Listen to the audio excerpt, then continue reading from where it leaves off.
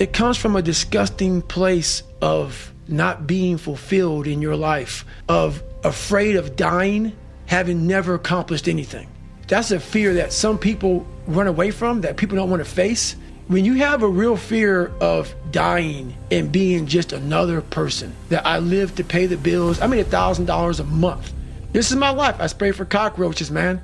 If that makes you feel good, that's great. It didn't make me feel good. I wanted to, the first time in my life, after 26 years, it was 24, 25, wherever I was, I wanted to feel good about myself. There's a part of it that has to be about suffering. And people hate it when I post about suffering, this whole new, kinder, gentler, soft world. If you know how to do it, if you look at it the right way, everything I went through in my life, every bad thing I went through in my life, the 2 heart surgeries, all the name calling, everything I went through. If you learn how to flip that and say, hang on, there's so much power in this thing. And if you look at life as it is a trial ground, a testing ground for where you need to belong, where you need to go. Suffering is a fact of life. And if you look at suffering the right way, it's a great tool to callous your mind. If you look at it as suffering, woe is me, God, kicking rocks. If you look at it like, okay, testing me now. I get it. Whenever I'm being like depressed, I go through depressed moments, I go, oh, hang on, I'm getting tested. So you have to be aware of all the signals and signs that are being given to you from the world. One of them is if you feel bad, you're being tested. How are you going to perform under that? That whenever times would get hard for me, I would quit. And I would work my ass off. I taught myself how to read and write. I taught myself how to swim. But whenever something would get, would crest just high enough to where I just couldn't mentally handle it, I would always just punch out. I'm not good enough. Poopy pants mentality. I want to sit back and let the world take care of me now. It also hurts you to come from darkness. That's what I'm talking about. Don't play sick too long.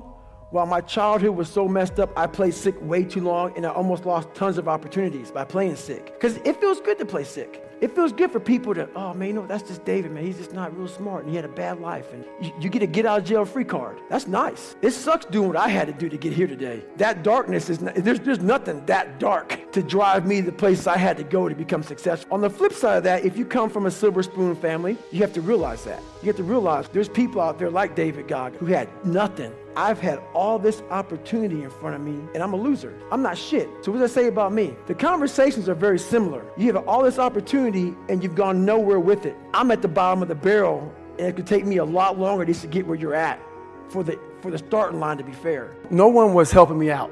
I was just an insecure, scared kid. The only way I could find myself was through putting myself through the worst thing possible. And the feeling I had every morning, I looked in the mirror, was horrible. And I didn't want to feel like that anymore. And how I felt was a kid going nowhere, a kid that was scared. And most kids will accept that and look for help. But the best thing that happened to me, no one helped me. No one felt sorry for me. No one looked at me and said, like this day and age, they'll take you in and they'll tell everybody, stop picking on this person. Back then, they didn't care.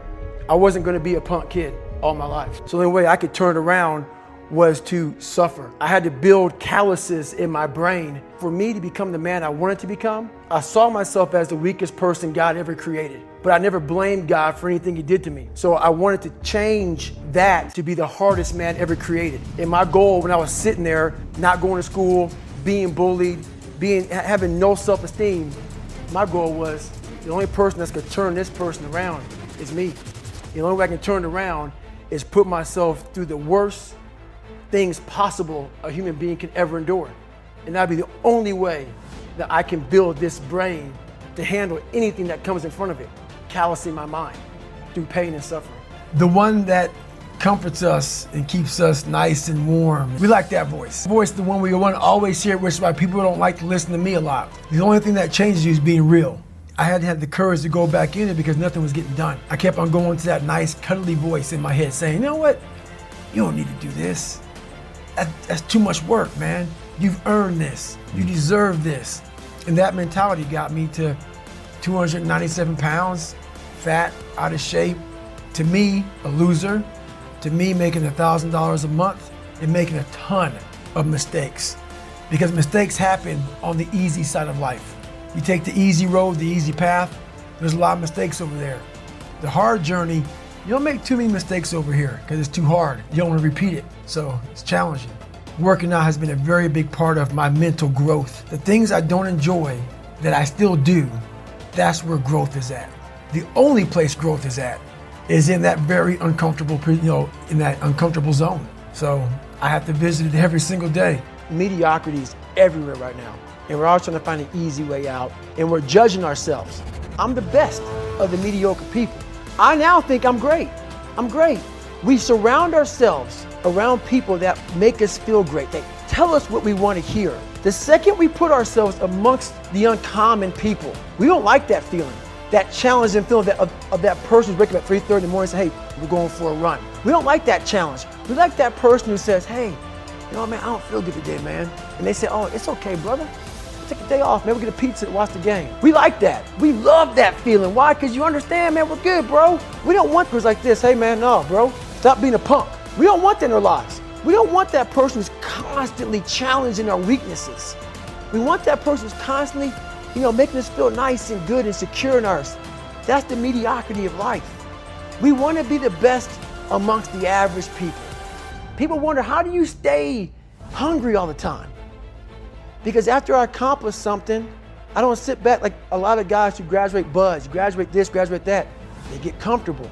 They wonder why I'm getting weak, man. I don't know, I lost my edge. What's going on? Because once you hit the top of the mountain, guess what happened? I'm good. I'm good. So you wonder why you're falling down now. Because once you reach the top of the mountain, you got to build up another one. That's mediocrity. There's a lot of people in mediocrity who have a nice resume, but they're one-timers, man. They hit a one-time deal, they busted it open, got a lot of money, but they're good. You're mediocre now, man. What are you doing today, tomorrow, the next day? There's no ending. And that's the person I listen to. That's the person who's gained knowledge. You gain knowledge through suffering. And on the other end of suffering is a world that very few have ever seen. It's a beautiful world because that's where you find yourself. You don't find yourself in over here. You find yourself on the other end. Like the 100-mile race I was on, I ran it for 24 hours. I found myself on the other end of that race.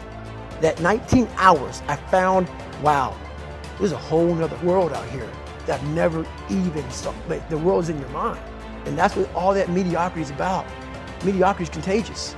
We're all, a lot of us are going through a hard time in life. Some people have been bullied. Some people are just stressed out. Some people are insecure. Some people are fat and overweight. I had to develop a mindset that was indestructible. I had to armor plate my mind.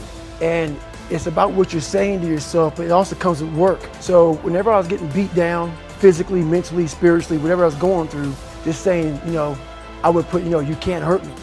Can't hurt me just became a message, I would say to myself. And that's just kind of where it comes from. The impact I want to have in the world is for everybody to be able to face who they are. I want to have that kind of impact where you can go on TV. You can put your life on a billboard.